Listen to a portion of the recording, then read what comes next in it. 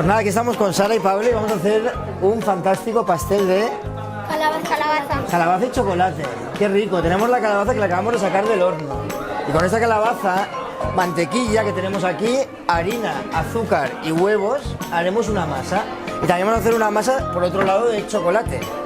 Tenemos cacao en polvo, mantequilla, harina, azúcar y huevos.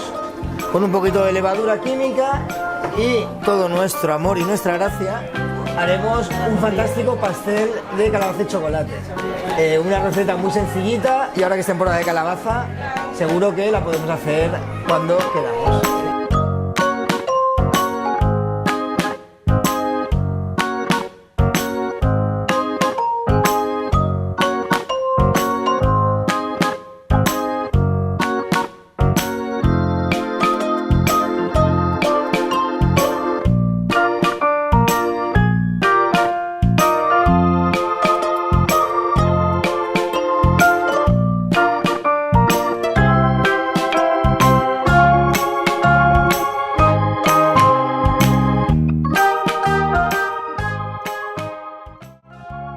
Ajonesa es mi mayonesa, con un toquecito de ajo fresco y sabor mediterráneo. Elegido producto del año 2016 por los consumidores. Ajonesa, mi mayonesa.